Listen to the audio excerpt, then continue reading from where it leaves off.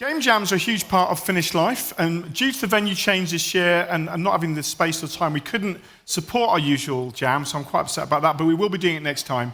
We have got someone to talk about Games Jam, so we have Teemu Kokkonen of the Finnish Game Jam. Hello, Teemu. And you're going to talk about game jams in the workplace, and yes. Game culture in the workplace. Oh, yeah. Cool. Thank you. Give him a round of applause, please. Come on. Whoa. Finish strong. Yes. Hello, everyone. I guess we're gonna dive straight into this. So, hello. My name is Teemu Kokkonen. I'm the president of Finnish Game Jam organization. I'm gonna talk to you about game jam culture at the workplace, and getting used to the clicker here, like everyone else. Is it the green play button or it's the green play button? Where? There we go. So what's going to happen in the next about 20 minutes is I'm going to introduce myself again, and then I'm going to tell a little bit what are game jams, and then I'm going to tell a little bit like what to not do, and then what to do like regarding implementing game jam culture at your workplace. So who am I? And this is going to be the most chaotic slide that you will see today. I am a programmer and a designer. I started teaching in a Kouvola college for game programming and game design. Then I worked for a Japanese company called Workerbee for programming and publishing games in Japanese markets. Then I switched to mobile hyper-casual, so I worked at Twisted Arc a bit, then at Lightyear went in as a programmer and switched to designer, and then briefly at Skunkworks before, well, most of us know what happened there. But then now I'm actually also at Fingersoft, so like double dipping the sponsor and associated here. And on the side of all of this, I'm also have been in Finnish Game Jam as a site organizer, as a AV team lead, and then later now as a president for third year in a row. But what is a game jam? And a game jam is an accelerated opportunistic game creation event where a game is created in a relatively short time frame, exploring given design constraints, and the results are shared publicly. And this is by Anna-Kaisa Kultama, who's actually sitting in the front row there. And this is kind of the basis of all this that I'm going to talk about. So the red highlighted words are actually relevant to what I'm going to talk about. So in layman's terms, typically a game jam is developing a game or a prototype over a weekend relating to a specified theme. And Finnish Game Jam, so if I didn't talk about that, so Finnish Game Jam organization is an umbrella organization for game jams in Finland, especially the global game jam in Finland, which is Finnish Game Jam. Cool. And what's game jam culture now then? So what this speech is relating to is how we facilitate game jams at Finnish Game Jam. And then it's the atmosphere of equality, because everyone comes into the game jam and they are like, everyone is on the same level. And then of course the practicalities of development, so doing things fast and getting results of that. Cool. So, using game jam culture at the workplace. Okay, so this is a game jam is where you make so should I make my employees make really good prototypes in 72 hours or 48 hours week after week? Don't. So a couple of doing kind of important things here is to don't crunch and don't expect. And let's go more into these. So don't crunch. So the long jamming hours. So people do tell tales in game jams that they do these long hours, overnights, and other stuff. So these are voluntary and internally motivated. And don't chase that. If you start kind of expecting someone to be internally motivated, the chances are that they're just gonna they don't want to do that anymore. So don't chase that. That is voluntary, and keep that voluntary. Keep that internally motivated. And if someone does then do extra effort, always compensate for that. So for example, flex hours or indirect pay. So if you do some sort of prototyping, take this into account as well. Cool. Then don't expect. So game jams may produce breathtaking games. So there are actually veterans of game jams who are able to optimize their process. They know what the maybe audience is looking for. The professionals might know what audience is looking for. But there's a lot more value to all of the others. And all of the game jam games, most of the time, they lack something. So they might look nice, But for example, we have this Finnish Game Jam Awards, so we actually do go look into all of the other games as well and see like what is the key, what is the jewel inside the game there. But yeah, also just remember, jam games don't magically replace months of work, so they might look like they are finished projects, but they are not. So just keep this one in mind. But now that we have the negatives out of the way, let's go to the positives here, and we're right on time as well. Cool. So here's a couple of words that we're gonna do. So relax, time box, create, brainstorm, include, and going each of these through as well, like we did. So, and as a context here, like what do these relate to is mostly, so for generating new ideas, so finding the next big thing that was talked in the panel as well, that what is the next one. So these are ideas for that. This can also be used in like receiving feedback. So when you have a feedback session, you can use these mechanics and notes here. And then of course for general atmosphere at your company, for example. And these are, I just realized a little bit earlier here that these are written sort of like leadership position, but you can also apply these to yourself, so self-leadership there for yourself and for everyone singularly. But let's get into the beef here. So relax, drop your shoulders and so on.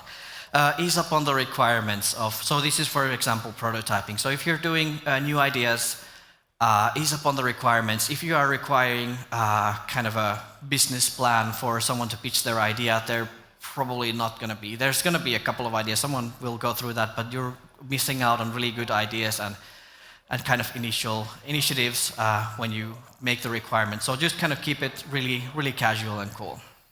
Reduce external pressure. So in Finnish Game Jam, for example, none of our jams are competitive. So we try to keep the competitiveness away so you don't actually have external pressure, because if you make something a competition, you need to have a criteria that what is the winner, and then people will optimize for that and they will forget everything else. The creativity will go out of the window. They will just optimize, because why would you want to be subpar? That is not for the criteria. And this all is just kind of allow psychological safety, which is probably a keyword that you will hear this 2 days here as well. But just to kind of, when you are able to be relaxed and you feel safe sharing your stuff, then it's always just gonna be much better, and you can release the creative potential of everyone. Then do time box and isolate the creative sessions from other activities. You have a starting time and an ending time, and you don't have to prepare anything for it, and you don't have to kind of worry about the results afterwards.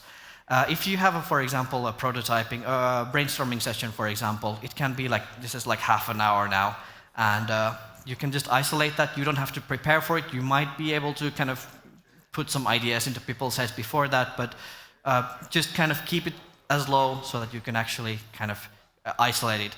And also for like from the kind of tail end, then you should have, so like we mentioned in the first slides, that you have kind of the results are shared publicly as well. So you should have some results down, and then you can then kind of return to those results, and the people who actually kind of need to look at those results can look at those, and you don't have to bring everyone there. So if you have creative sessions, isolate them from other activities. Kind of this also, you just kind of time box the thinking there as well. And create healthy time pressure. So this is also creating healthy time pressure. But if you are like me, that you do everything on the last second, just healthy time pressure is then that you move the last second a little bit kind of backward there, so that when you're doing something and you kind of are at the edge of your kind of well-being there, you can actually then say, okay, I'm actually gonna ease this up, because it's not, in reality, it's not like so serious as it kind of, you might have fooled yourself. But just create healthy time pressure, so when you have deadlines, have some buffer time there and kind of create there, then that you have something that prompts action, but then is not critical there. And doing these over and over again, you then kind of learn to observe what is essential and what is not. So this is just like, you don't at first, like I mentioned, that there are like veteran game jammers, they haven't got the like knowledge of what you need to do and what you don't, like in one session. They have done it over and over again, so they know what they can prioritize and what they don't need to necessarily prioritize. Then, do create. Stay playful, so this is very important. In Finnish we have this thing called pilke silmäkulmassa, so glimmer at the corner of your eye. So just keep smiling or stay playful and have this kind of genuine kind of playfulness in you. Related to that, let your inner child speak. So this is probably the most protected thing of everyone inside us. So be in a place where you can actually allow your inner child to speak as well. And this is especially when we're doing games, and games are, well, in Finnish we have game is leikki or a peli, so there's like the playful children's games and adult games, and you can actually then just kind of have the bring the actual toy factor and kind of playfulness into your product as well. And this is why people play games as well. They want to have the toy factor. Cool. Don't rush ideas, let them simmer, so you don't have to actually always just kind of make something quickly, and just kind of let them simmer a bit. Cool. Then for brainstorming, do brainstorming. So in game jams, we also like the jam starts with a brainstorming session. And don't overcomplicate sharing, so just don't make it so that you have to fill a form and then we will check the forms and everything. Just have something, one paper, A4 paper of your idea, or one slide, one-page pitches. So a lot of, like, a common thing that we're doing in a lot of Finnish Game Jams is that you have one-page pitches for everyone's ideas, and then you can kind of go through those, and everyone can pitch their idea in like 30 or 60 seconds, depending on how many people you have. And reduce the kind of the idea bounce latency, because the most important thing for your idea is to get it out of yourself and get it to someone else, because then you need to, the first time you hear someone say that this is a crappy idea, I don't like it, that's the most important part, so that you can actually then start to ground your ideas to perhaps the target audience that you have, or then just like internally to your team. And mix, merge, modify. You have early ideas, don't kind of try to hold too much ownership into those. Just kind of combine ideas, merge them, mix them up, pick up some ideas from different places, and then you can also take, okay, that guy's idea or that person's idea is a nice one, I'm just gonna make that, but just a little bit different. So that's also allowed, and as long as you have done the finished product that there is still like a lot of work away. So just don't own too much ideas. So get excited together. So this is also that you can actually then bounce these ideas. So you can merge someone's idea, then you can maybe bring them together, and they are also part of like excited about the idea, and then you can find some new avenues there to get excited. Cool. Then include, and this is pretty important. And Finnish Game Jams doesn't start before everyone has a team. So if you have also in a company that if you have some activities, then just make sure that everyone who doesn't want to be alone or do like a very specific solo project or do something alone, that everyone else has a group or they are included in the part. Sometimes these might be someone who isn't necessarily too social or a little bit more quiet, and you just need to kind of just make sure and encourage people to be able to participate as well. And everyone's thoughts deserve to be heard, so you should listen to everyone. This doesn't necessarily mean that everyone's ideas need to be actually implemented. So everyone's ideas need to be heard, including yours, and everyone's ideas don't deserve to be implemented, including yours. So let ideas be adopted on their own way. So just to kind of whatever things or people or whatever you have gravitates towards, then kind of follow that thing there. Cool. So we're already at the summary, and this is good for catching up time here. So in summary, reduce latency. So when you have idea, just kind of bounce it around as much as possible, so you can actually have like new ideas, new perspectives, and so on. Embrace people. So you should then embrace people as they are, fairly kind of see what people are and embrace them as they are, embrace their creativity and their ideas as well. Then just let go. It's okay. Let go of the pressures. If you're doing brainstorming, let go of the pressures of the market, or let go of any kind of competition or pressures. So just kind of be relaxed, be there, get the absolute creativity, the chaos from inside your mind out and inside everyone else out, and then just kind of put it out there, and then you can maybe come back and see whatever you kind of produced from that, and if that's actually any kind of useful. Cool. And we actually do have time for Q&A. Please, for... We have time for at least one question. Do we have anybody? I got a question about game jams. Is a man there with his hand up, or maybe he's just signaling? You can go to the bathroom if that's what you're asking. It's fine. No, it's good. Yes. Thank you very much. We can probably start putting the chairs. Hi, hey Teemu. Thanks for the talk. I'm curious about what are the tools and the engines that people use for game jams. Is it very similar to their day-to-day, or are there speciality things? So that depends on what person's goal is at the game jam. So if they want to make something, maybe they want to get their idea out, they might use the things that they use in their everyday kind of work. So if you are really good at Unity, you might just want to use Unity because you don't have to learn new things. But if someone wants to actually learn something new, so in game jams, it's a really good opportunity to then kind of take it, because you have the time pressure, you have the theme, you have know what to do.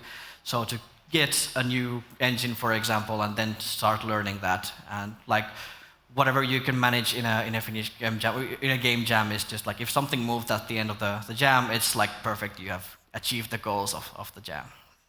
Cool. Yeah. Okay. Have we any other questions? Oh, there's one more here. Oh. One cheeky, a last one, then we're gonna crack in. Joni. It looks like it's gonna be a cheeky question. Moi Teemu. Moi Joni. What's the next big game jam going on? When is the next one? Okay, so Joni is a vice president of Finnish Game Jam, just as a context. What is it? Yeah. He's got a stooge in the audience. I love it. It's great. Yes, I have plenty of friends. Next big game jam is gonna be the Global Game Jam in Finland, so in January, at the end of January. I don't actually remember when it is. Charlie is somewhere here, so she will be able to tell that. But it's gonna be at the end of January next year, so Finnish Game Jam / Global Game Jam. We have a little bit trouble kind of differentiating with the event and the organization, but the Global Game Jam in Finland is going to be the next. Cool. All right. Thank you very much. Another round of applause, please, for our game jammers. Yeah.